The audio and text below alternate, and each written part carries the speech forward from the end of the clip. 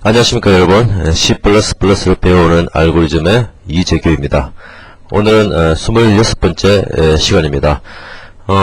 오늘 배울 내용은 수치에서 분야 중에서 미분과 적분에 관한 내용입니다. 미분과 적분은 여러분들 고등학교 과정에서 수학 시간에 그 개념에 대해서는 개념과 이제 실제 어떤 응용이 있는지는 이제 다 배웠을 것입니다. 그런데 오늘 배우게 될 내용은 무엇이냐면 고등학교 과정에서 배웠던 미분과 적분은 손으로 풀 수 있는 문제들에 대해서 어떤 수학적인 분석을 통해서 했지만 이번에는 이제 컴퓨터를 이용한 수치적인 방법으로 어떻게 미분값을 계산하느냐 이런 문제죠. 오늘 배우게 될 내용을 한번 볼까요? 오늘 배우게 될 내용은 크게 두 가지입니다. 첫째는 미분입니다. 수치 미분이고요. 두 번째는 수치 적분입니다. 수치 미분은 어떤 함수 fx에 어떤 x에 대한 미분값을 수치 해석으로 구하는 방법입니다. 어떤 x에 대한 어떤 그 디퍼런셜 값을 구하는 것이고요.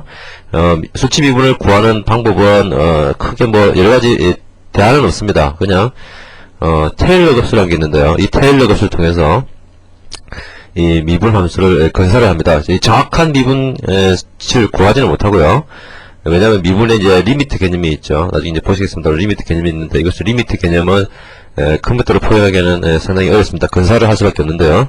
그래서 어떤 테일러 값을 이용해서 건설을 하는데 또 어떻게 하면 또 오차를 줄일 수 있느냐 이런 문제에 대해서 보도록 하고요. 그리고 이제 수치 적분 문제입니다. 수치 적분은 좀 실용성이 있죠. 왜냐하면 어떤 함수 fx에 대한 그 적분, 부정적분이라고 그러죠. 이 부정적분이 모든 fx에 대해서 알려져 있는 것이 아닙니다. 손으로 풀 수 있는 모든 fx에 대해서 손으로 풀 수 있는 것은 아니거든요. 그렇기 때문에 실제 구하는 문제가 부정적분이 아니라 정제법을 구하기 위한 문제죠. 어떤 a부터 b까지의 어떤 어떤 함수의 어떤 밑쪽의 면적 이런 걸 구하는 것인데 이런 부정적분 어떤 함수라도 이런 부정적분을 수치적으로 풀 수는 있습니다. 그러니까 손으로는 풀지 못하지만 수치 해석 방법으로는 풀 수가 있기 때문에 이 수치 적분은 실제로 굉장히 중요하게 되겠죠.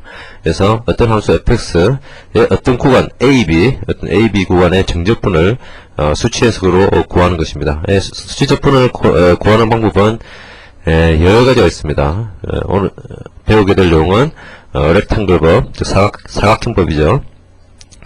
트래피조이달, 이거는 사다리꼴을 의미하고요.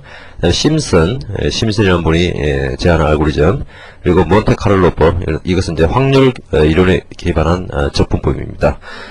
그리고 이제 어댑티브 쿼드레처, 이걸 번역하기가 좀 힘든데 뭐라고 그래야 될까요? 이 쿼드레처는 구조법으로 보통 번역이 됩니다. 구조법이라는 것은 적분을 구하기 위한 어떤 건사 방법이죠. 나중에 어댑티브 쿼드레처를 할 때 그때 다시 쓰면 되도록 하고요. 어쨌든 이런 어댑티브 쿼드레처를 통해서 적분의 계산을 효율적으로 계산하는 방법을 보도록 하겠습니다. 이 수치 적분은 굉장히 계산량이 많습니다. 실제로 어떤 값을 구하려면 특히 A와 B 이 구간이 굉장히 크다면요. 굉장히 크다면 계산 시간이 많이 걸리게 되거든요. 그래서 이런 어댑티브 쿼드레처를 이용해서 효율적으로 계산하는 방법이 꼭 필요하게 되겠습니다.